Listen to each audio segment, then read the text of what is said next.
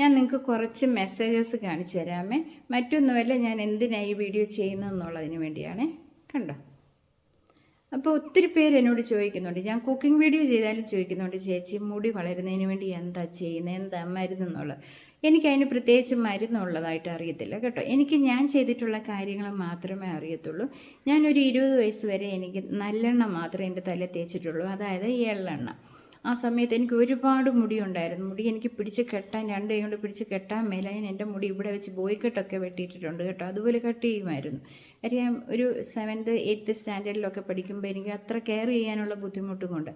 അപ്പോൾ ആ ഒരു ഓയിലായിരുന്നു ഞാൻ ആ പ്രായം വരെ തേച്ചുകൊണ്ടിരുന്നത്. അതിനുശേഷം ഞാൻ എന്ത് എണ്ണ എൻ്റെ കൈ കിട്ടിയാലും അത് ഞാൻ തലയിൽ തേക്കും. കാര്യം 2-3 മാസം കൂടുമ്പോഴേ എണ്ണ തേക്കാറുള്ളായിരുന്നു. പിന്നെ ഇങ്ങോട്ട് വന്ന് ഞാൻ തന്നെ കാച്ചിയെടുക്കുന്ന എണ്ണയായിരുന്നു തേക്കുന്നത്. അത് കറിവേപ്പിലയും ചെറിയ ഉള്ളി, കറ്റാർവാഴ എല്ലാം കൂടി ഇട്ട് വെളിച്ചെണ്ണയ്ക്ക് അത് കാച്ചിയെടുക്കുന്ന ഓയിലായിരുന്നു. പിന്നെ ഈ കോവിഡ് സമയം വരെ ഞാൻ അങ്ങനെയായിരുന്നു ചെയ്യുന്നത്. കോവിഡ് വന്നു കഴിഞ്ഞപ്പം എൻ്റെ മുടി ഒരുപാട് അങ്ങ് ഊരാൻ തുടങ്ങി. ഊരാന്ന് പറയാൻ എനിക്ക് മുടിയെ ചീപ്പ് തൊടാൻ പറ്റത്തില്ല തലയിൽ. അപ്പോഴത്തേനും ഇങ്ങനെ ഊരിപ്പോരുമായിരുന്നു, മൊത്തം അങ്ങ് ഊരിപ്പോവായിരുന്നു. ആ സമയം വന്നപ്പോൾ എന്തോ ചെയ്യണമെന്ന് അറിയാൻ മേല ഒത്തിരി ബുദ്ധിമുട്ട് തോന്നി എനിക്ക്. കാര്യം അതുപോലെ മുടി പോരുമായിരുന്നു കൊണ്ട്. അപ്പം ഞാൻ കണ്ടത് ഫേസ്ബുക്കിന് അത് ആദിവാസി ഹെയർ ഓയിൽ. അതിൻ്റെ ഒറിജിനൽ ആൾക്കാർ പറയുന്നുണ്ട് അവരുടെ ഓയിലിന് 1000-ന് മേലാണ് റേറ്റ്. പക്ഷേ എനിക്ക് അതിൻ്റെ ഡ്യൂപ്ലിക്കേറ്റാണ് കിട്ടിയത്.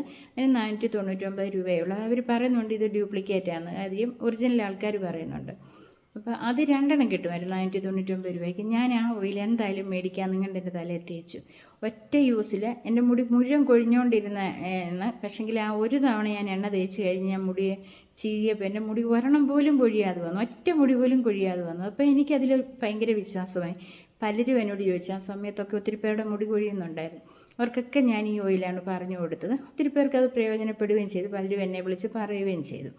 അപ്പോൾ ആ സമയത്തൊക്കെ ഞാൻ ആ ഓയിൽ തേച്ചു. ഇപ്പോഴും ഇങ്ങോട്ടും ഞാൻ തുടരെ ആ ഓയിൽ തന്നെയാണ് തേക്കുന്നത്. പിന്നെ 3 മാസം കൂടുമ്പോഴൊക്കെ ഞാൻ ഓയിൽ തേക്കാറുള്ളൂ കേട്ടോ. ആ സമയത്ത് ഞാൻ എന്താ ഇവിടെ വെച്ച് എൻ്റെ മുടി കട്ട് ചെയ്ത് വിട്ടായിരുന്നേ. എല്ലാവരും പറഞ്ഞു ഇനി മുടി കിളുക്കത്തില്ല എന്നൊക്കെ പറഞ്ഞു. പക്ഷേ എൻ്റെ മുടി കിളുത്ത് കേട്ടോ. ഒത്തിരി പേര് പറയുന്നുണ്ട് വെള്ളം കുടിക്കണം, മുടി നല്ലപോലെ വളരണമില്ല. എനിക്ക് മെസ്സേജും വന്നായിരുന്നു. ഞാൻ അത് വിശ്വസിക്കത്തില്ല കേട്ടോ. കാര്യം ഞാൻ വെള്ളം കൂടി തീരെ കുറവാണ്. വെള്ളം അങ്ങനെ കുടിക്കാറേ ഇല്ല ഞാൻ. എനിക്ക് അസുഖമൊന്നും വരാത്ത ആരുടെ ഭാഗ്യമാണ് വെള്ളം കുടിക്കാത്തതുകൊണ്ടുള്ള രോഗങ്ങൾ.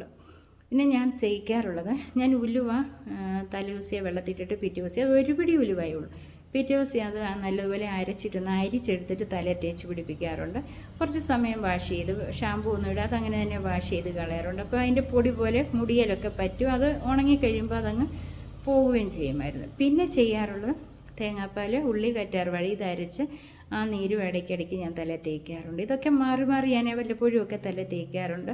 അതുകൊണ്ടൊക്കെ ആയിരിക്കും എൻ്റെ. അതുപോലെ ഷാമ്പു ഇടുന്ന സമയത്ത് ഇടയ്ക്കൊക്കെ ഞാൻ വെറും കട്ടൻ ചായക്കകത്ത് തണുത്തതിന് ശേഷം അത് അരിച്ചെടുത്തിട്ട് ഷാമ്പു ഇട്ടാണ് തല വാഷ് ചെയ്യാറുള്ളത്. പിന്നെ താരനുണ്ടെന്ന് തോന്നുമ്പോൾ തലേദിവസത്തെ കഞ്ഞിവെള്ളത്തിൽ 1 സ്പൂൺ തേയില ഇട്ട് വെച്ചിട്ട് അരിച്ചെടുത്ത് അതിനകത്ത് ഷാമ്പു ഇട്ട് തല കഴുകാറുണ്ട്. ഇതൊക്കെയാണ് ഞാൻ ചെയ്യാറുള്ളത് കേട്ടോ. അപ്പം നിങ്ങൾക്കുള്ള മറുപടി എന്ന് പറഞ്ഞാൽ പ്രത്യേകിച്ച് അതിന് മരുന്നുള്ളതായിട്ട് എനിക്കറിയത്തില്ല. ഞാനിങ്ങനെയൊക്കെയാണ് ചെയ്യാറുള്ളത്.